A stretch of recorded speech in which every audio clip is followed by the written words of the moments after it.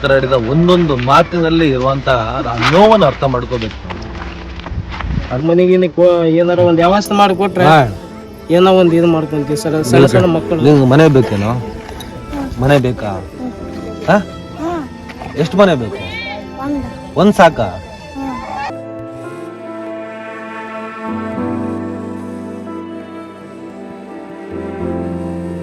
ನಮ್ಮ ದೇಶದ ನಮ್ಮ ರಾಜ್ಯದ ಪರಿಸ್ಥಿತಿ ಹೇಗಿದೆ ಅಂತ ಈ ಎಲ್ಲ ಬಡವರನ್ನ ಈ ತರ ಬೀದಿಯಲ್ಲಿ ಈ ನಿಟ್ಟಿನಲ್ಲಿ ಪಾಪ ಪುಣ್ಯ ಅನ್ನೋ ಪ್ರಶ್ನೆ ತೆಗೆದುಹಾಕಿ ಬಡವರು ಬಡತನದಲ್ಲೇ ಇರಬೇಕು, ಶ್ರೀಮಂತರ ಮೆರಿತನೇ ಇರಬೇಕು ಅನ್ನೋದು ಆಲೋಚನೆ ತೆಗೆದುಹಾಕಿ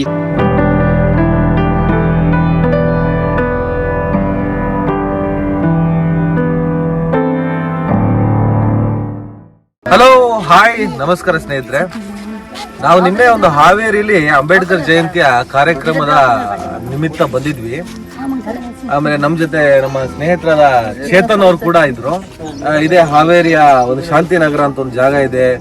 ಅಲ್ಲಿ ಅಲೆಮಾರಿಗಳು ವಾಸ ಮಾಡ್ತಿದ್ದಾರೆ 35-40 ವರ್ಷದಿಂದ. ಅವ್ರಿಗೊಂದು ಸೂರಿಲ್ಲ, ಮೂಲಭೂತ ಸೌಕರ್ಯಗಳಿಲ್ಲ, ಮೂಲಭೂತ ವ್ಯವಸ್ಥೆಗಳಿಲ್ಲ. ಯಾವುದೇ ಜನಪ್ರತಿನಿಧಿಗಳು ಕೂಡ ಅವರಿಗೆ ಮಿಡಿಯುವಂತ ಮನಸ್ಸನ್ನ ಮಾಡಲೇ ಇಲ್ಲ. ಯಾಕೆ? ಇವರೆಲ್ಲ ಯಾರು? ಯಾವ ಊರವರು? ಈ ಮೂಲ ನಿವಾಸಿಗಳಲ್ವಾ? ಈ ನೆಲದ ಮಕ್ಕಳಲ್ವಾ? ಇವ್ರಿಗೋಸ್ಕರ ನಾವು ಸಾಧಾರಣವಾಗಿ ನಾವು ಪತ್ರಕರ್ತರಾಗಿ ಇದ್ರ ಕಡೆ ಬೆಳಕು ಚೆಲ್ಲಬೇಕಾದವ್ರು ನಾವು ಬೇರೆ ಕಡೆನೇ ಇದ್ದೀವಿ. ನಾವು ಧರ್ಮಗಳ ನಡುವೆನೆ ಓಡಾಡ್ಕೊಂಡಿದ್ದೀವಿ. ಆದ್ರೆ ನಮ್ಮ ನಡುವಿನ ಜನರ ನಡುವೆ ನಾವು ಯಾಕೋ ಬರ್ತಾನೆ ಇಲ್ಲ. ಹಾಗಾಗಿ ಇವತ್ತು ಸಡನ್ ಆಗಿ ಚೇತನ್ ಅವ್ರ ಜೊತೆಗೆ ಬರ್ತಾ ಇದ್ದಾಗ ಇದು ನೋಡಿದಾಗ ನನಗೇನೋ ಒಂದು ಇವ್ರ ಬಗ್ಗೆ ಮಾತಾಡ್ಬೇಕನ್ನಿಸ್ತು. ಚೇತನ್ ಅವ್ರು ಇದ್ದಾರೆ. ಮೊಟ್ಟ ಮೊದಲಿಗೆ ನಾವು ಈ ಜಾಗದ ಒಂದು ಸಮಸ್ಯೆ ಬಗ್ಗೆ ಮಾತಾಡೋಣ. ಬನ್ನಿ. ಇವ್ ನಿಮ್ಮ ಹೆಸರು? ಶೆಟ್ಟಿ ವಿಭೂತಿ ಅಂತ ಸರ್. ಏನಾಗಿದ್ರೆ ನೀವು? ಸರ್ ನಾನು ಈ ನಮ್ಮ ಅಲೆಮಾರಿ ಜನಾಂಗದವ್ರಿಗೆ ಲೀಡರ್ ಆಗಿ ಕೆಲಸ ಮಾಡ್ತಾ ಇದ್ದೀನಿ. ಲೀಡರ್ ಆಗಿ ಮಾಡ್ತಾ ಇದ್ದೀರಾ? ಇವರಿಗೆಲ್ಲ ಲೀಡರ್ಗೆ ಎಷ್ಟು ಕುಟುಂಬಗಳಿದೆ ಸರ್? ಇಲ್ಲಿ 35 ಕುಟುಂಬಗಳು ವಾಸವಾಗಿದ್ದಾರೆ ಸರ್. ಆಧಾರ್ ಕಾರ್ಡ್ ಇದೆಯಾ? Aadhaar card, ration card, voter ID ಎಲ್ಲ ಇದೆ. ಎಲ್ಲ ಕೊಟ್ಟಿದ್ದಾರೆ? ಎಲ್ಲ ಇದೆ ಸರ್. ಇದೇ ಅಡ್ರೆಸ್ ಶಾಂತಿನಗರ? ಇದೇ ಅಡ್ರೆಸ್ ಮೇಲೆ ಎಲ್ಲದೂ ಇದೆ ಸರ್. ಕೊಟ್ಟಿದ್ದಾರೆ. ಹೌದು ಸರ್. ಇಲ್ಲಿ ನಿಮಗೆ ವ್ಯವಸ್ಥೆಗಳೇನಿದೆ? ಒಂದು ಮನೆ ವ್ಯವಸ್ಥೆ, ಒಂದು ಮೂಲಭೂತ ಸೌಕರ್ಯಗಳು, ಇದ್ರ ಬಗ್ಗೆ ನೀವೇನು ಅಪ್ರೋಚ್ ಮಾಡೇ ಇಲ್ವಾ ಜನಪ್ರತಿನಿಧಿಗಳು? ಸರ್ ಎಷ್ಟೋ ಸಲ ಮನೆಗೆ ಕೊಟ್ಟಿದ್ದೀವಿ. CM ತನಕ ಹೋಗಿದ್ದೀವಿ, ಮಿನಿಸ್ಟರ್ ತನಕ ಹೋಗಿದ್ದೀವಿ, ಬೆಂಗಳೂರು ತನಕ ಹೋಗಿದ್ದೀವಿ, ನಮ್ಮ ಅಲೆಮಾರಿ ಕೋಶ ತನಕ ಹೋಗಿದ್ದೀವಿ. ಬಟ್ ನಮಗೆ ಮನೆ ನಿರ್ಮಾಣ ಅಂತೂ ಆಗಿಲ್ಲ. ಯಾಕೆ? ಏನೋ ಒಂದು ಉದಾಹರಣೆ ಹೇಳಿ ಹೋಗ್ತಾರೆ ಸರ್ ಅವರು. ಓಟ್ ಹಾಕ್ಲಿಕ್ಕೆ ಓಟು ಟೈಮ್ ನಲ್ಲಿ ಮಾತ್ರ ಇದೆ ನಿಮ್ದು? ಓಟ್ ಎಲ್ಲ ಇದೆ ನಿಮ್ದು? ಓಟ್ ಅಂತಂದ್ರೆ ಈಗ ನಮ್ಮ ಹಾವೇರಿ ಜಿಲ್ಲೆಯಲ್ಲಿ ಸುಮಾರು ಒಂದು 80,000 ವೋಟಿಂಗ್ ಇದೆ ಸರ್. ಅಲೆಮಾರಿ ಜನಾಂಗದ 80,000 ಓಟ್ ಇದೆ. 80,000 ಓಟು ಆ ಬೇಜವಾಬ್ದಾರಿ ತನಗಳ ಬಗ್ಗೆ ನಾವು ಮಾತಾಡೋಣ. ಸರಿ, ನಮ್ ಜೊತೆ ಚೇತನ್ ಅವ್ರು ಇದ್ದಾರೆ. ಬನ್ನಿ. ಚೇತನ್ ಅವ್ರ ಬಗ್ಗೆ ನಿಮ್ಗೆ ಗೊತ್ತಿರ್ಬೋದು. ಈ ತರದ ಹೋರಾಟಗಳಲ್ಲಿ ಹೆಚ್ಚು ಪ್ರಭಾವವನ್ನ ಬೀರೋರು ಮತ್ತೆ ಬೆಳಕು ಚೆಲ್ಲೋರು. ಅವರ ಎಲ್ಲಾ ರೀತಿಯ ಹೋರಾಟಗಳಿಗಿಂತ ಹೆಚ್ಚಾಗಿ ಈ ಅಲೆಮಾರಿ ಜನಾಂಗ, ಇಂಥವರ ಈ ಸಮಸ್ಯೆ, ಇವರ ಸೂರು, ಇವರ ಬದುಕು, ಇವರ ಜೀವನ ಕಟ್ಟೋದ್ರಲ್ಲಿ ಇತ್ತೀಚೆಗೆ ಹೆಚ್ಚು ಆಕ್ಟಿವ್ ಇದ್ದಾರೆ. ಚೇತನ್ ಅವರೇ, ಇದ್ರ ಬಗ್ಗೆ ನೀವು ಮಾಹಿತಿ ಹೆಂಗ್ ಬಂತು? ನೀವು ಯಾಕೆ ಬರಬೇಕು ಅಂತ ಅನಿಸ್ತು? ನೋಡಿ, ನಮ್ಮ ಅಲೆಮಾರಿ ಜನ ಅಂದ್ರೆ ಯಾರು ಇಲ್ಲಿದ್ದಾರೆ ಅಂದ್ರೆ ಬುಡದ ಜಂಗಮ, ಸುಡುಗಾಡ್ಸಿದ್ರು, ಕೊರ್ಚ ಮತ್ತೆ ಅನೇಕ ಅಲೆಮಾರಿ ಜನಾಂಗದವರಲ್ಲಿ ಕಲೆ, ಕುಲ, ಕಸುಬು ಎಲ್ಲ ಒಂದೇ. ನಾವು ಸಿನಿಮಾದಲ್ಲಿ ಕ್ಯಾಮ್ರಾ ಆನ್ ಮಾಡಿದಾಗ ನಾವು ಆಕ್ಟಿಂಗ್ ಮಾಡ್ತೀವಿ.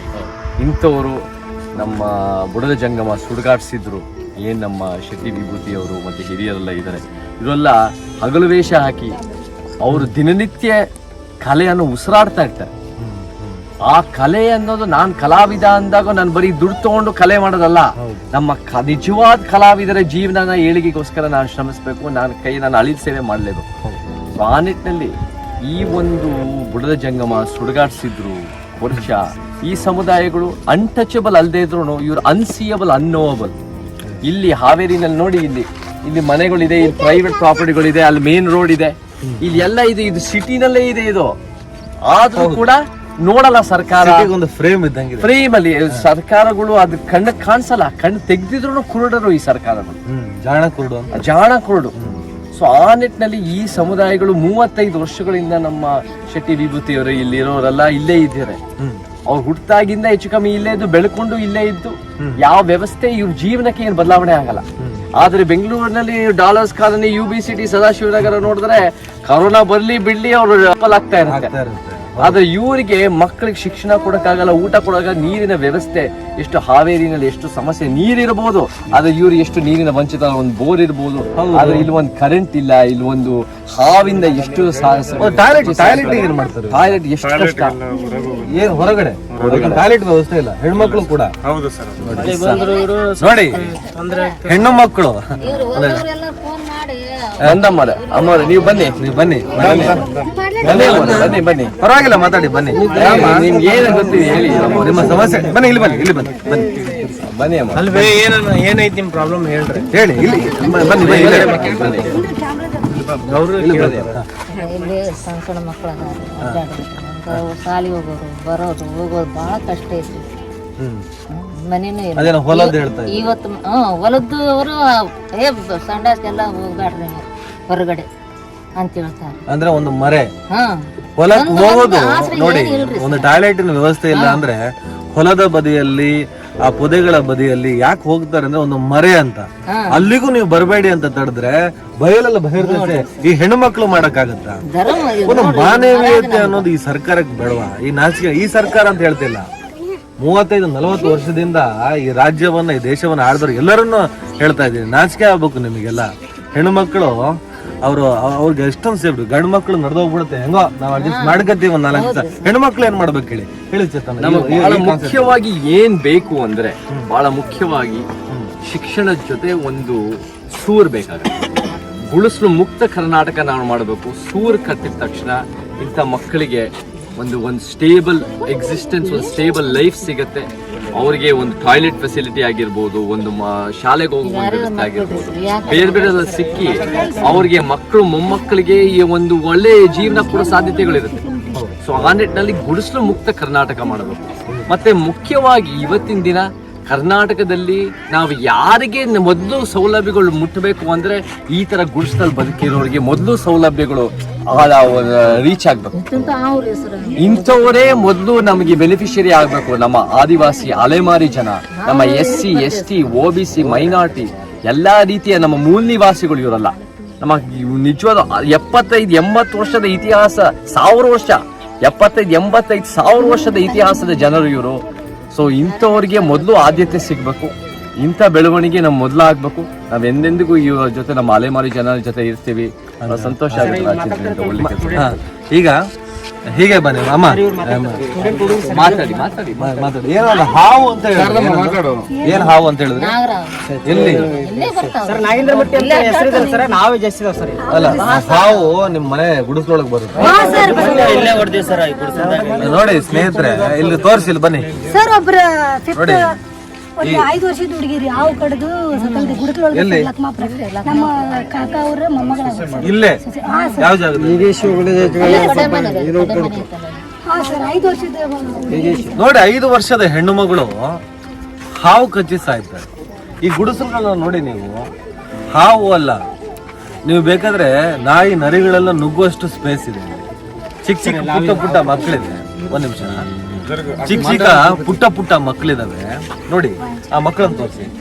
ಈ ಮಕ್ಕಳು, ಈ ಮಗು, ಈ ಪುಟ್ಟ ಮಕ್ಕಳು, ಈ ಮಗು, ಈ ಎಲ್ಲ ಇರಂತ ಈ ಗುಡಿಸ್ಲಲ್ಲಿ ಇಂಥ ಒಂದು ಕೆಟ್ಟ ಸ್ಥಿತಿಯಲ್ಲಿ ಬದುಕ್ತಿದ್ದಾರೆ. ಇದೇ ರಾಜಕಾರಣಿ ಅವ್ರದ್ದು, ಇದೇ MLA, ಇದೇ ಮಂತ್ರಿ, ಇದೇ ಸರ್ಕಾರದವರ ಈ ನಾಯಕರು ಅಂತ ಅನ್ಸ್ಕೊಳ್ತಾರಲ್ಲ, ಇವರು ಮಕ್ಕಳನ್ನ ಒಂದು ದಿವಸ ಗುಡಿಸ್ಲಲ್ಲಿ ಒಂದೇ ಒಂದು ದಿನ ಹಾವು ಮರುವ, ಒಂದೇ ಒಂದು ದಿನ ಹಾವು ನುಸುಳುವ ಈ ಗುಡಿಸಲ ಒಳಗೆ ಒಂದಿಷ್ಟು ಕೂಡ ಸೇಫ್ ಇಲ್ಲದ ಈ ಗುಡಿಸಲಿನ ಒಳಗೆ ಆ ಮಂತ್ರಿಗಳ ಮಕ್ಕಳನ್ನ, ಆ ಮಕ್ಕಳ ಮೊಮ್ಮಕ್ಕಳು ಇರ್ತಾರೆ ವಯಸ್ಸಾದ ಮೇಲೆ, ಅವರ ತಂದು ಮಲಗಿಸ್ಬೇಕಿಲ್ಲ. ಒಂದು ದಿನ ಮಲಗಿಸಿ, ಇಲ್ಲ ಗುಡಿಸಲು ಕಟ್ಕೊಳ್ಳಿ, ಇಲ್ಲ ನಿಮ್ಮ ಮಕ್ಕಳನ್ನ ಒಂದು ದಿನ ಮಲಗಿಸಿ, ಇಲ್ಲ ಮನೆಗಳನ್ನ ಕಟ್ಕೊಳ್ಳಿ. ನೋಡಿ ಈ ಇನ್ಸಿಡೆಂಟ್ ಬಗ್ಗೆ ಅಮ್ಮ ನೀನೇನ ಮಾತಾಡ್ತೀರ ಸರ್? ಇವರು ಬನ್ನಿ ಹತ್ರ ಆಶ್ವಾಸನೆ ಕೊಡ್ತಾರೆ ಸರ್. ನಮ್ಗೆ ಇಲ್ಲಿ ಹೋಗ್ಬೇಕು. ನೀವು ಓದ್ತಿದ್ದೀರಾ? ಸೆಕೆಂಡ್ BSc ಕಂಪ್ಲೀಟ್ ಆಗಿದೆ. ಎಲ್ಲಿ ಓದ್ತಿದ್ದೀರಾ? SMS ಕಾಲೇಜ್ ಕಂಪ್ಲೀಟ್ ಆಗಿದೆ. ಹೌದಾ? ಈಗ ಹೋಗ್ಬೇಕಂದ್ರೆ ಸ್ಟಡಿ ಮಾಡ್ಬೇಕಂದ್ರೆ ಭಾಳ ಕಷ್ಟ ಇದೆ ಸರ್. ಮನೆಗೆ ಅಂತಂದ್ರೆ ಅಡ್ಡಾಡಕ್ಕಾಗಲ್ಲ, ಮಳೆ ಮತ್ತೆ ಮನೆಯೊಳಗೆಲ್ಲ ಸೇರ್ತಿ ಕಷ್ಟ ಆಗ್ಬಿಟ್ಟೈತೆ. ನಿಮ್ಗೆ ಇಲ್ಲಿ ಲೈಟ್ ಬಲ್ಬ್ ಇದೆಯಾ? ಕರೆಂಟ್ ಲೈಟ್ ಬಲ್ಬ್ ಕರೆಂಟ್ ಇಲ್ಲ ಇಲ್ಲಿ. ಹಾ ಸರ್, ಭಾಳ ಪ್ರಾಬ್ಲಮ್ ಆಗ್ತದೆ. ಒಂದ್ ನಿಮಿಷ ಹಂಗೆ ಬನ್ನಿ, ಒಂದ್ಸಲ ಗುಡಿಸುವ ನೋಡಿ.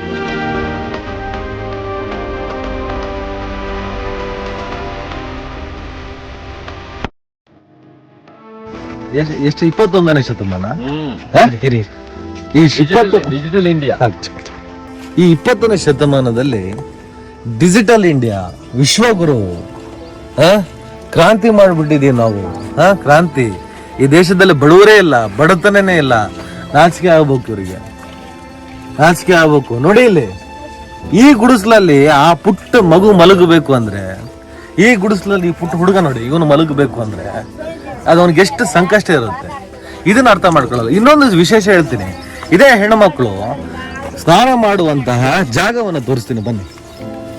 ಹಾಗೆ ಬನ್ನಿ. ಇದು ಬಾತ್ರೂಮ್, ಇದು ವಾಶ್ರೂಮ್.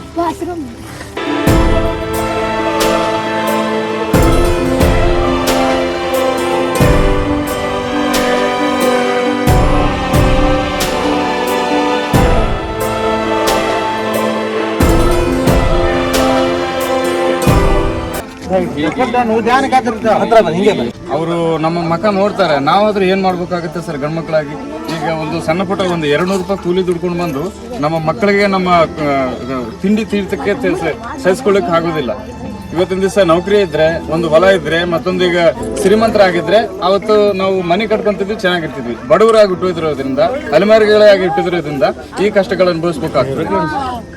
ಈಗ ಇದನ್ನ ಸರ್ಕಾರ ಗಮನಿಸಬೇಕು. ಮತ್ತೆ ತಾವು ಬಂದಿದ್ದೀರಿ. ಆಮೇಲೆ ಮುಖ್ಯವಾಗಿ ಹುಟ್ಟಿರೋದ್ರಿಂದ ಅಂತ ಹೇಳಿದರೆ ವಿಷಯ ಹೇಳ್ತಾವ್ ಸರ, ಈ ತಾಯಿಗೆ ಒಂದೇ ಗಂಡು ಮಗು ಸರ, ಒಂದ್ ಹೆಣ್ಣು ಒಂದ್ ಗಂಡು ಮಗು ತೀರಮ್ಮರ ಸರ್. ಈಗ ಹಾವು ಕಡ್ದು ಇದೇ ಗುಡಿಸಲ್ದಾಗ ಮಲ್ಕೊಂಡಾಗ ಇದೇ ಗುಡಿಸ್ಲು ಈಗ ನಾವು ತೋರಿಸಿದ್ವಲ್ಲ, ಗುಡಿಸಲ್ದಾಗ ಮಲ್ಕೊಂಡಾಗ ಹಾವು ಕಡ್ದು ಅಲ್ಲಿದ್ದ ಇಲ್ಲಿ ಮಠ ಏನಿಲ್ಲ. ಯಾವಾಗ ಆಗಿದೆ ಇದು? ಈಗ ಆಗಿರೋದು 7-8 ವರ್ಷ ಆಯ್ತು ಸರ್. ನನ್ನ ಮಗ ಸರ್ ಮಗ ರಾತ್ರಿ ಮಲಗಿದ್ದ, ರಾತ್ರಿ ಮಲಗಿದಾಗಲ್ಲ ಶಾಲಿಗೆ ಹೋಗಿ ಬಂದು ನಾವು ವ್ಯಾಪಾರಕ್ಕೆ ಹೋಗಿ ಬಂದು ಊಟ ಅಡಿಗೆ ಇನ್ನ ಏನ್ ಮ್ಯಾನ ಬತ್ತಿ ಇಟ್ಕೊಂಡು ಯಾ ಕಡೆ ಹಾವು ಬಂದೈತಿ ಮಲ್ಕೊಂಡಿವಿ. ಅದನ್ನು ಮಗನೂ ಸತ್ತೋದು. ಇದ್ದಿದ್ದು ಮಕ್ಕಳಿಗೆ ಕರೆಂಟ್ ಒಂದು ಮನಿ ವ್ಯವಸ್ಥೆ ಇದು ಮಾಡಿ ನಾವು ಜೀವನ ಮಾಡಾಕನ್ನ ಕೊಡಿ ಸರ್. ಅದು ತಗಡು 4 ಬರಾಕತ್ತಾವ ಸರ್. ಅವೆಲ್ಲ ಮಳಿ ಬಂದು ತಗಡೆಲ್ಲ ಬರ್ಕೊಂಡಾಗ ಆ 4 ತಗಡಿಗೆ ಈಗ ಎಲ್ಲಾರು ಮನಿ ಏನನ್ನ ಜಮಾ ಮಾಡ್ತಾರೆ. ಗಂಡುನೂ ಇಲ್ಲ,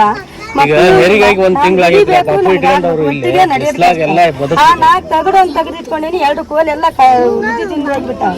ಅದಕ್ಕೆ ಹಾಕಕ್ ಮನಿಗಿಲ್ಲ. ಅಲ್ಲಿ ಇಲ್ಲಿ ಬೀದಾಗ ಇಟ್ಕೊಂಡದಿನ ಸಾಮಾನು. ಅದ್ 4 ತಗಡು ತಗೊಂಡು ಕಟ್ಟಿಗೆ ಇಲ್ಲ, ಅದಕ್ಕೆ ಏನೂ ಇಲ್ಲ, ಹಂಗು ಮಾಡ್ಯಾರ ಸರ್. ಎಲ್ಲಾರ್ಗು ಹೇಳಿವಿ, ಎಲ್ಲಾರು ನಮ್ಮ ಮಕ್ಕಳಲ್ಲಿ ಇದಾಗೈತಪ್ಪ, ಸಣ್ಣ ಮಕ್ಕಳೆಲ್ಲ ಕರೆಂಟ್ ಮಾಡಿ ಏನ್ ಮಾಡಿ. ಅವರೆಲ್ಲ ಶೆಟ್ಟಿಯರ್ ಬಸವರಾಜ ಇವರೆಲ್ಲಾರು ಇಟ್ಕೊಂತೀವಿ, ನಾವು ಮಾಡ್ತೀವಮ್ಮ ಇಷ್ಟೆಲ್ಲ ಅಂತಾರೆ.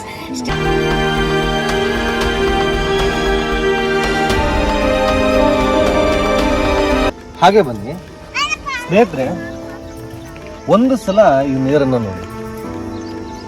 ನಾವೆಲ್ಲ ಸಿಟಿಯಲ್ಲಿ ಬೆಳೆದವರು, ನಾವು ಫಿಲ್ಟರ್ ನೀರು ಕುಡಿಯೋದಕ್ಕೆ ಫಿಲ್ಟರ್ ನೀರಲ್ಲಿ ಸ್ನಾನ ಮಾಡುತ್ತೇವೆ. ಕಾವೇರಿ ಫಿಲ್ಟರ್ಗೆ ಬರೋದು. ಫಿಲ್ಟರ್ ನೀರಲ್ಲಿ ಸ್ನಾನ, ಕುಡಿಯೋದಕ್ಕೆ ಫಿಲ್ಟರ್ ನೀರು.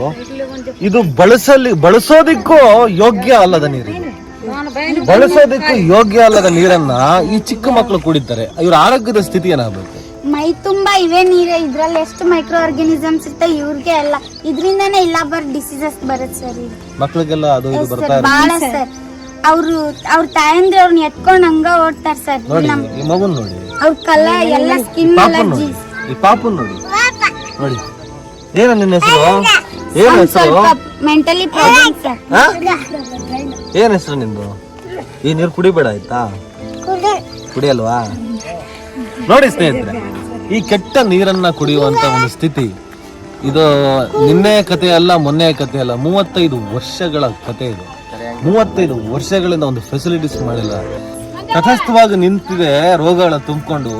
ಆ ನೀರನ್ನ ಕುಡಿಯುವ ಈ ಮಕ್ಕಳು, ಈ ಜನ, ಇವರ ಪರಿಸ್ಥಿತಿ ಏನಾಗ್ಬೇಡ.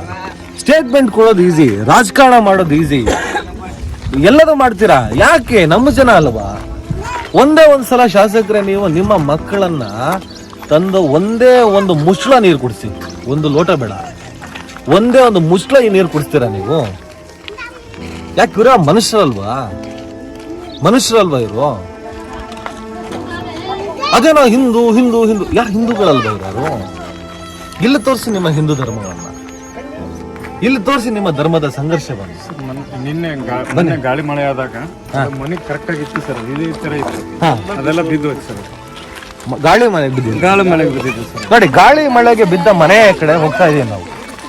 ಗಾಳಿ ಮಳೆಗೆ ಬಿದ್ದಂತ ಮನೆ ಅಲ್ಲ, ಈ ಗುಡಿಸಲುಗಳು ಮೊಟ್ಟ ಮೊದಲಿಗೆ ಇವತ್ತಿನ ಗಾಳಿ ಬಿರುಗಾಳಿಗಳಿಗೆ ನೋಡಿ, ಒಂದು ಬಯಲು ಪ್ರದೇಶ ಇದು. ಬಯಲು ಪ್ರದೇಶ ಅಂದಮೇಲೆ ಗಾಳಿಯ ಫ್ಲೋ ಜಾಸ್ತಿ ಇರುತ್ತೆ. ನಿಮಗೆ ಸಾಧಾರಣವಾಗಿರೋ ಮನೆಗಳೇ ಉಳಿಯುವಂತ ಚಾನ್ಸ್ ಇರಲ್ಲ. ಈ ಗುಡಿಸಲುಗಳು ದಿಕ್ಕಾಪಾಲಾಗಿ ಹೋಗೋದ್ರಲ್ಲಿ ಯಾವ ಅನುಮಾನ ಇದೆ ಹೇಳಿ? ದಯವಿಟ್ಟು ಸರ್ಕಾರ ದಯವಿಟ್ಟು ವೈಯಕ್ತಿಕವಾಗಿ ನಿಮ್ಮ ಒಳಗಡೆ ಒಂದು ಮಾನವೀಯತೆ ಅಂತ ಇದ್ರೆ ಖಂಡಿತವಾಗ್ಲೂ ನೀವು ಸ್ಪಂದಿಸಬೇಕಾಗತ್ತೆ ಇದನ್ನ. ಇಲ್ಲಾಂದ್ರೆ ಇವರಿಗೆಲ್ಲ ಮನೆ ನಿರ್ಮಾಣ ಆಗೋವರೆಗೂ ಕೂಡ ಹೋರಾಟ ಮಾಡೋದಕ್ಕೆ ನಾವೆಲ್ಲ ತಯಾರಿದ್ದೀವಿ. ನೋಡಿ ಸರ್, ನಾವ್ ಎಲ್ಲಿ ಕುತ್ಕೊಂಡು ಸ್ಟಡಿ ಮಾಡ್ಬೇಕು ನೀವೇ ಹೇಳಿ. ಹಾ, ಓದೋ ಮಕ್ಕಳು ಇಲ್ಲಿ ನೋಡಿ. ನಿಮ್ಮ ಹೆಸರೇನಮ್ಮ? ನನ್ನ ಹೆಸರು ಭವಾನಿ ರಾಜೇಶ್ ಬಾದ್ಗೆ ಅಂತ ಸರ್. ಶುದ್ಧ ಹೆಸರಿದೆ? ಅಷ್ಟುದ್ದ ಹೆಸರು ನಮ್ಮ ಹೆಸರು ಸರ್ ನೇಮ್ ಸಮೇತ ಸರ್. ಹೌದಾ? ಭವಾನಿ ಎಷ್ಟು ಏನು ಓದ್ತಿದ್ಯಮ್ಮ? 9th sir. 9ನೇ ಕ್ಲಾಸ್ ಓದ್ತಿರೋ ಭವಾನಿಯ ಒಂದು ಸ್ಟೇಟ್ಮೆಂಟ್ ಅನ್ನ ನೀವು ತಲೆಯಲ್ಲಿ ಇಟ್ಕೊಳ್ಳಿ. ಸರ್, ನಾವು ಎಲ್ಲಿ ಕೂತು ಓದಬೇಕು, ಆ ದಾರಿನ ನೀವೇ ತೋರಿಸಿ. ನಾವು ಈ ಮಕ್ಕಳಿಗೆ ಶಿಕ್ಷಣದ ಬಗ್ಗೆ ನಾವು ಎಚ್ಚರಿಕೆ ಮೂಡಿಸುವಂತ ಪ್ರಯತ್ನ ಮಾಡ್ತೀವಿ. ಆಯ್ತು, ನಾನು ಶಿಕ್ಷಣನೇ ಅಂಬೇಡ್ಕರ್ ಹೇಳ್ದಾಗೆ ಶಿಕ್ಷಣ ಇಂಪಾರ್ಟೆಂಟ್, ನಂಗೆ ವಿದ್ಯಾವಂತರಾಗಬೇಕು ಅನ್ನೋದು ನನ್ನ ಛಲ ಅನ್ನೋದು ಈ ಹೆಣ್ಮಗು ಮಾತಾಡುತ್ತೆ. ನೀವೆಲ್ಲ ಇರೋದ್ ನೋಡಿ ನಮ್ಗೆ ಹೇಗ್ ಅನ್ಸುತ್ತೆ ಸರ್, ನಾವ್ ಯಾವಾಗ ಸರ್ ತರ ಅವ್ರ ಸ್ಟೇಜ್ ಅಲ್ಲಿ ನಾವ್ ಯಾವಾಗ ಹೋಗ್ತೀವಿ ಅಂತ ನಮಗೂ 108 ಯಾವ ಶಿಕ್ಷಣದ ಬಗ್ಗೆ ನಾವು ಜಾಗೃತಿಯನ್ನ ಮೂಡಿಸ್ತೀವೋ, ಆಯ್ತು ನನಗೆ ಶಿಕ್ಷಣನೇ ಮುಖ್ಯ, ನಾನು ಓದ್ತೀನಿ. ನನ್ನ ಹೆಣ್ಣುಮಗಳು ಕೇಳ್ತಾ ಇದ್ದಾಳೆ, ನಾನು ಎಲ್ಲಿ ಕೂತು ಓದಬೇಕು, ನನಗೆ ಲೈಟಿನ ಸೌಲಭ್ಯ ಇಲ್ಲ, ನನಗೆ ಟೇಬಲ್ ಇಲ್ಲ, ಹೋಗ್ಲಿ ನೆಲದಲ್ಲಿ ಕೂತರು ಕೂಡ ನನಗೆ ಒಂದು ಬಂದೋಬಸ್ತ್ ಇಲ್ಲ, ಹೇಗೆ ಓದ್ಲಿ ನಾನು? ಆಯ್ತು, ನನಗೆ ಓದಬೇಕು, ನಾನು ಬೆಳಿಬೇಕು, ನಾನು ದೊಡ್ಡ ಮಟ್ಟದಲ್ಲಿ ಹೆಸರು ಮಾಡಬೇಕು ಅನ್ನೋ ಎಲ್ಲ ಆಸೆಗಳು ನನಗಿದೆ. ಆದ್ರೆ ಮಗಳೇ, ಒಂದು ಮಾತು ಏನಂದ್ರೆ, ಇದಕ್ಕೆಲ್ಲ ಒಂದು ಪರಿಹಾರ ಇದ್ದೇ ಇರುತ್ತೆ. ಅದ್ರ ಜೊತೆಗೆ ನಿಮ್ಮ ಒಳಗಡೆ ಇರ್ಬೇಕಾದ ಛಲ ಏನಂದ್ರೆ, ಬೀದಿ ದೀಪದ ಲೈಟಿನ ಕೆಳಗಡೆ ಕೂತು ಓದಿದವರೆಲ್ಲ ವಿಶ್ವಮಾನವರಾಗಿದ್ದಾರೆ ಸರ್. ಇಲ್ಲಿ 5 ಮಂತ್ ಇಂದ ಹಾಕ್ಸಿದ್ರಿ ಸರ್. ಅದ್ರ ಹಿಂದ್ಗಡೆ ನಾವು ಇದೇ ತರ ಮಾಡಿದ್ಕೆ ನೆಹರು ಒಲೆಕರೆ ಹಾಕ್ಸಿದ್ರಿ. ಮಳೆ ಗಾಳಿ ಬಂದ್ ಅವೆಲ್ಲ ವೈರ್ ಆದ್ರೆ ಈಗ ಏನಿಲ್ಲ ಸರ್, ಬೀದಿ ಲೈಟ್ ಇಲ್ಲ ಸರ್. ಬೀದಿ ಲೈಟ್ ಇದ್ರೆ ಓದ್ಕೊಳ್ಳಿ. ನಮ್ಗೆ ಲೀವ್ ಡೇಸ್ ವರ್ಕ್ ಕೊಟ್ಟಿರೋದು ಹಂಗೆ ಸರ್. ಅಲ್ಲಿ ಹೋಗಿ ನಾವು ಬಯಸ್ಕೋಬೇಕು ಸರ್. ಅಲ್ಲಿ ಹೋದ್ 2 ದಿನ ಟೈಮ್ ಕೊಟ್ರೆ ಹಾಸ್ಟೆಲ್ ಅಲ್ಲಿ ಸರ್ ನಾವಿರೋದು. 2 ದಿನ ಟೈಮ್ ಕೊಟ್ರೆ 2 ದಿನದಲ್ಲೇ ಬರೆದು ನಾವೇನಾಗ್ಬೇಕು ಸರ್? ಏನು ಫೆಸಿಲಿಟಿ ಇಲ್ಲ ಸರ್. ಅವ್ರು ಹಾಕ್ಸಿದ್ದು ಸರ್ ಇಲ್ಲ ಅನ್ನೋದು. ಅದು ಮಳೆಗಾಲಕ್ಕೆ ಹೋಗೋದೆ ಸರ್.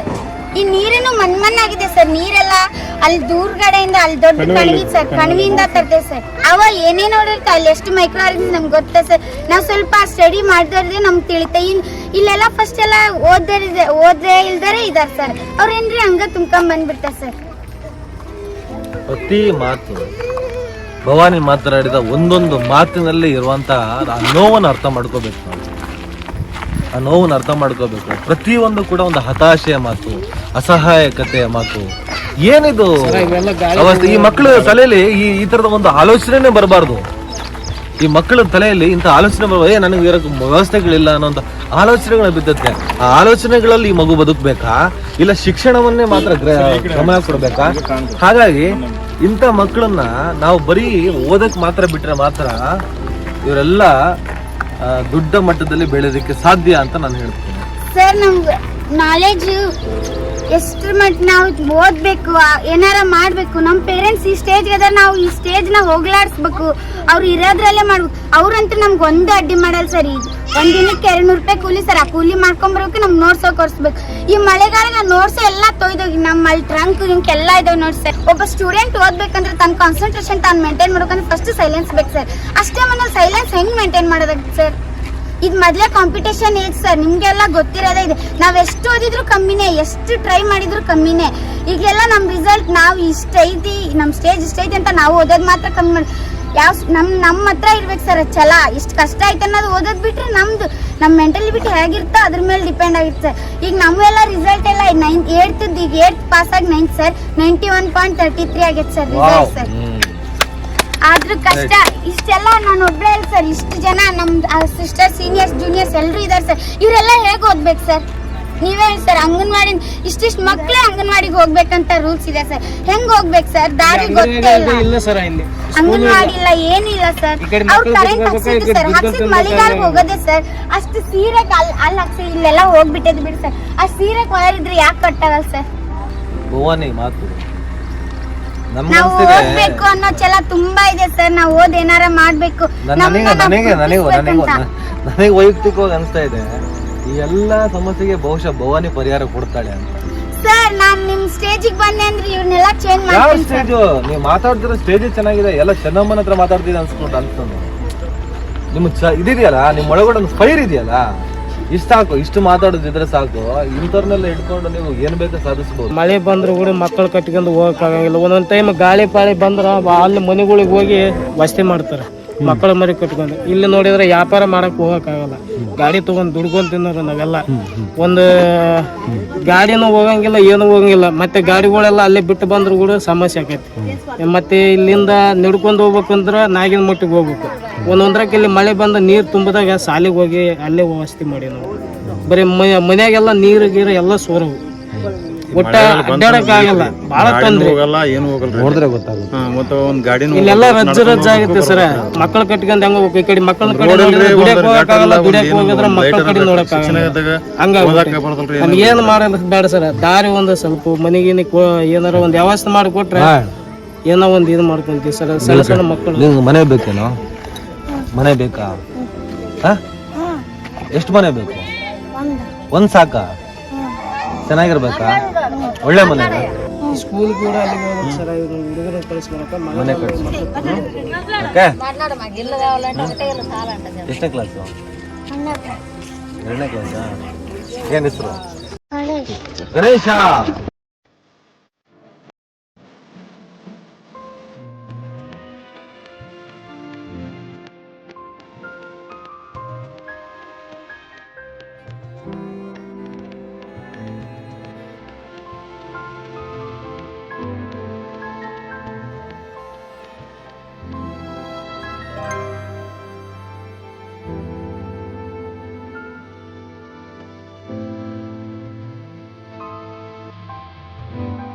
ಒಂದು ನಾಪಕ ಇಟ್ಕೊಳ್ಳಿ. ಇಲ್ಲಿ ನೋಡಿ ಗೆಳೆಯ, ಇಲ್ಲಾಗಿರೋ ನಮ್ಮ ಶೆಟ್ಟಿ ವಿಭೂತಿ ಅವ್ರು ಹೇಳ್ತಾ ಇದ್ದಾರೆ, ಅವ್ರು ಬಡವರಾಗಿ ಹುಟ್ಟಿರೋದ್ರಿಂದ, ಅಲೆಮಾರಿ ಹುಟ್ಟಿರೋದ್ರಿಂದ ಇದಾಗ್ತಾ ಇದೆ. ನಾಪಕ ಇಟ್ಕೊಳ್ಳಿ, ಯಾರು ಹುಟ್ಟಿರೋದು ಇದು ಬಡವರಾಗಿ ಹುಟ್ಟೋದು ಶ್ರೀಮಂತರಾಗೋದು ಯಾರು ಮಾಡಿರೋ ಪಾಪ ಪುಣ್ಯದ ಪ್ರಶ್ನೆ ಅಲ್ಲ. ಇದರಿಂದ ಒಂದು ಕೊಳುಕು ಭೇದ ಭಾವನೆ ವ್ಯವಸ್ಥೆ, ಅದು ಯಾರು ನಮ್ಮ ಸರ್ಕಾರದಲ್ಲಿ ಇರ್ತಾರೋ, ಯಾರು ಆಡಳಿತದಲ್ಲಿ ಇರ್ತಾರೋ, ಯಾರು ಇದನ್ನ ಸರಿಪಡಿಸ್ಬೇಕೋ ಅವರ ನಿರ್ಲಕ್ಷ್ಯತೆ, ಅವರ ಬೇಜವಾಬ್ದಾರಿಯಿಂದ ಈ ನಿಟ್ಟಿನಲ್ಲಿ ಪಾಪ ಪುಣ್ಯನ ಪ್ರಶ್ನೆ ತೆಗೆದಾಕಿ ಬಡವರು ಬಡತನದಲ್ಲೇ ಇರಬೇಕು, ಶ್ರೀಮಂತರು ಮೆರಿತನೇ ಇರಬೇಕು ಅನ್ನೋದು ಆಲೋಚನೆ ತೆಗೆದಾಕಿ ಕರ್ನಾಟಕದ ಹುಟ್ಟಿದ ತಕ್ಷಣ ನಮ್ಮ ಕರ್ನಾಟಕದ ನಾಡು, ನಾವು ಹೇಳ್ತೀವಲ್ಲ ಹುಟ್ಟಿದರೆ ಕನ್ನಡ ನಾಡು ಹುಟ್ಟಬೇಕು ಅಂತ ಹಾಡುಗಳು ಕೇಳ್ತೀವಿ. ಕರ್ನಾಟಕದ ನಾಡಿನಲ್ಲಿ ಹುಟ್ಟಿದ ತಕ್ಷಣ ಎಲ್ಲರಿಗೂ ಸಹ ಮೂಲಭೂತ ಸೌಕರ್ಯ ಇರಬೇಕು, ಶಿಕ್ಷಣ ಇರಬೇಕು, ಒಂದು ಸೂರು ಇರಬೇಕು, ಆರ್ಥಿಕವಾಗಿ ಬದುಕೋ ಒಂದು ಹಕ್ಕನ್ನ ಒಂದು ರೀತಿ ಮಾಡಿಕೊಡ್ಬೇಕು ಸರ್ಕಾರ. ಮತ್ತೆ ಬೇರೆ ಬೇರೆ ರೀತಿಯಲ್ಲಿ ಒಂದು ರೀತಿ ಮೂಲ ಸೌಕರ್ಯಗಳು ನೋಡ್ಕೋಬೇಕು, ಶಿಕ್ಷಣ, ಉದ್ಯೋಗ, ಆರೋಗ್ಯ ಇದೆಲ್ಲ ನೋಡ್ಕೋಬೇಕಾದ್ರೆ ನಮ್ಮ ಕರ್ನಾಟಕದ ಕರ್ತವ್ಯ. ಇಂಥ ಜನರಿಗೆ ಮೊದಲು ತಲುಪಬೇಕು ಬದಲಾವಣೆ, ಇಲ್ಲಿಂದ ಶುರುವಾಗಬೇಕು, ಇಲ್ಲಿಂದ ಪರಿಹಾರ ಇಲ್ಲಿಂದನೇ ಶುರುವಾಗಬೇಕು ಅಂತ ನಾನು ಹೇಳಕ್ ಇಷ್ಟಪಡ್ತೀನಿ. ಹಿಂಗೆಲ್ಲರೂ ದಯವಿಟ್ಟು ನಮ್ಮ ಮಗು ಕಳ್ಕೊಂಡೆ ನಾನು ಮನಸ್ಸಿಗಾಗಿ ಸಂತೋಷಿಂತೀನಿ. ಇದ್ದಿದ್ದ ಮಕ್ಕಳಿಗೆ ನಾವು ಒಳ್ಳೇದು ಮಾಡ್ರಿ, ಪಾದ ಪುಣ್ಯ ಹೇಳ್ತೀವಿ ಸರ್. ಎಲ್ಲಾ ಮಕ್ಕಳು ನನ್ನ ಮಕ್ಕಳೇ ಅಂದ್ರೆ ಜೀವನ ಮಾಡ್ತೀವಿ, ಆದ್ರೂ ಎಲ್ಲರಿಗೂ ಒಳ್ಳೇದಾಗಬೇಕು. ಬನ್ನಿ ಸ್ನೇಹಿತರೆ, ಇಷ್ಟೊತ್ತು ನೀವು ನೋಡಿದಂತ ವರದಿ ಏನಿದೆ ಹತ್ರ ಬನ್ನಿ, ರಿಪೋರ್ಟ್ ಏನಿದೆ ಇದು ಸಾರ್ವಜನಿಕರು ಇದನ್ನ ಸ್ವಲ್ಪ ಗ್ರಹಿಸಬೇಕು, ನಿಮ್ಮ ನಾಲೆಡ್ಜ್ ಒಳಗಡೆ ಹೋಗ್ಬೇಕು. ನಮ್ಮ ದೇಶದ, ನಮ್ಮ ರಾಜ್ಯದ ಪರಿಸ್ಥಿತಿ ಹೇಗಿದೆ ಅಂತ. ನಾವೆಲ್ಲೋ ಸೈಂಟಿಫಿಕ್ ಯೋಚನೆ ಮಾಡ್ತೀವಿ, ಮಂಗಳನ ಅಂಗಳಕ್ಕೆ ಹೋಗ್ಬಿಟ್ಟು ಸೈಟ್ ಮಾಡ್ಕೋಬಹುದು ಅನ್ನೋ ಚಿಂತನೆಗಳನ್ನ ಮಾಡುವಂತ ಈ ಕಾಲದಲ್ಲಿ ಇಡೀ ಒಂದು ಇಶ್ಯೂಸ್ ನ ಮೈಂಡ್ ಡೈವರ್ಟ್ ಮಾಡಿ ಬ್ಯಾಡ್ದಿರುವಂತ ಕೆಲಸಗಳನ್ನ ಮಾಡಿಕೊಂಡು ಯಾರಿಗೂ ಬೇಕಾಗದಿರೋಂತಹ ಒಂದು ತತ್ವ ಆದರ್ಶಗಳನ್ನ ಹೇರುವಂತ ಪ್ರಯತ್ನವನ್ನ ಮಾಡಿ ಈ ಎಲ್ಲ ಬಡವರನ್ನ ಈ ತರ ಬೀದಿಯಲ್ಲಿ, ಈ ತರ ಒಂದು ಪಾಳು ಗುಡಿಸಲಿನಲ್ಲಿ ಬಿಟ್ಟು ಹಾವಂತೆ, ಅಲ್ಲಿ ಅನಾಹುತ ಅಂತೆ, ಸಾವಂತೆ, ಇಂಥ ಒಂದು ಕೆಟ್ಟ ಸ್ಥಿತಿಯನ್ನ ನಾವು ಈ ಕಾಲಕ್ಕೂ ಕೇಳಬೇಕಾಗಿದೆಯಲ್ಲ, ಇದು ಅಂತ್ಯ ಆಗಬೇಕು. ನನಗೆ ವೈಯಕ್ತಿಕವಾಗಿ ನನಗೆ ಅನಿಸ್ತಾ ಇದೆ, ಸಮಸ್ಯೆ ಅಂದ್ರೆ ಧರ್ಮಗಳ ಸಂಘರ್ಷ ಅನ್ಕೊಂಡಿದ್ದೆ ನಾನು. ಧರ್ಮಗಳ ಸಂಘರ್ಷ ತಮಾಷೆ ಅಲ್ಲ, ಆ ಧರ್ಮಗಳ ಸಂಘರ್ಷ ಅನ್ನೋದೇ ತಮಾಷೆ. ಅದನ್ನ ತಮಾಷೆಯಾಗಿ ಭಾವಿಸ್ಬೇಕು. ವಾಸ್ತವದ ಸ್ಥಿತಿಗಳು, ಅಸಲಿ ಸಮಸ್ಯೆಗಳು ಇಂಥದ್ದೆಲ್ಲ ಇದೆ ಈ ರಾಜ್ಯದಲ್ಲಿ, ಈ ನಾಡಿನ ಮೂಲೆಯಲ್ಲಿದೆ. ಇದನ್ನೆಲ್ಲ ನಿವಾರಣೆ ಮಾಡಬೇಕು. ಗುಡಿಸಲು ಮುಕ್ತ ಕರ್ನಾಟಕ, ಗುಡಿಸಲು ಮುಕ್ತ ಭಾರತ, ಇದಕ್ಕೋಸ್ಕರ ಅಭಿಯಾನವನ್ನ ನಮ್ಮ ಚೇತನ್ ಅವರು ಹಲವಾರು ವರ್ಷಗಳಿಂದ ಮಾಡ್ತಿದ್ದಾರೆ. ಅವ್ರ ಜೊತೆ ನಾವೆಲ್ಲರೂ ಸೇರ್ಬೇಕು. ನಿಮ್ಮ ಅಂತರಂಗ ಮಿಡಿಯೋದಾದ್ರೆ, ನಿಮ್ಮೊಳಗಡೆ ಮಾನವೀಯತೆ ಇರೋದೇ ಆದ್ರೆ, ಈ ಜನನಾಯಕರು ಅನ್ಸ್ಕೊಂಡಂತ ಈ ಪ್ರಭುತ್ವ ಏನಿದೆ, ಈ ಆಡಳಿತ ಏನಿದೆ, ಈ ಆಡಳಿತಕ್ಕೆ ಈ ಬಡವರ ಅವತ್ತು ಸಾವಿಗೀಡಾದ ಆ ಮಗುವಿನ ತಾಯಿಯ ಕಣ್ಣೀರನ ಹನಿಗಳು ತಾಗುವವರೆಗೂ ನಾವು ಹೋರಾಟವನ್ನು ಮಾಡಬೇಕಾಗಿದೆ. ಮತ್ತು ಭಾಳ ಮುಖ್ಯವಾಗಿ ನಮಗೆ ಅಲೆಮಾರಿಗಳು ಜನರ ಜೀವನ, ಅವರಿಗೆ ಒಂದು ಸೂರು, ಅವರ ಮಕ್ಕಳು ಮೊಮ್ಮಕ್ಕಳಿಗೆ ಒಂದು ಗೌರವಿತ, ಒಂದು ಘನತೆ ಇರೋ ಒಂದು ಬದುಕು ಅನ್ನೋದು ನಾವು ಕಟ್ಟಬೇಕಾದ್ರೆ ನಮ್ಮೆಲ್ಲರ ಉದ್ದೇಶ. ಸರ್ಕಾರ ಮತ್ತು ಇಲ್ಲಿರೋ ಶಾಸಕರು ಅದಕ್ಕೆ ಬೆಂಬಲಿಸ್ತಾರೆ ಅಂದರೆ ಖಂಡಿತ ಸಾಧ್ಯ ಇದೆ. ನಮ್ಮ ಕೆಲಸ ಹೀಗೆ ಪ್ರತಿಯೊಂದು ಜಿಲ್ಲೆ, ಕರ್ನಾಟಕದ 31 ಜಿಲ್ಲೆಗಳ ಕೆಲಸ ನಾವು ಖಂಡಿತ ಮುಂದುವರಿಸ್ತೀವಿ. ಎಲ್ಲರಿಗೂ ನಮಸ್ಕಾರ. ಜೈ ಭೀಮ್.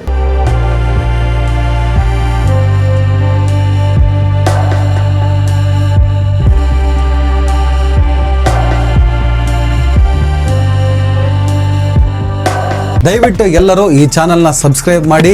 ನಿಮ್ಗೆ ಇಷ್ಟ ಆದರೆ ಈ ಚಾನಲ್ಗೆ ಜಾಯ್ನ್ ಆಗಿ. ಈ ವಿಡಿಯೋ ಇಷ್ಟ ಆದರೆ ದಯವಿಟ್ಟು ಎಲ್ಲರೂ ಶೇರ್ ಮಾಡಿ. ಸ್ವತಂತ್ರ ಪತ್ರಿಕೋದ್ಯಮವನ್ನು ಬೆಂಬಲಿಸಿ. ನನ್ನ ಯುಕ್ತಿಗೆ ನಿಮ್ಮ ಶಕ್ತಿಯೇ ಶ್ರೀರಕ್ಷೆ.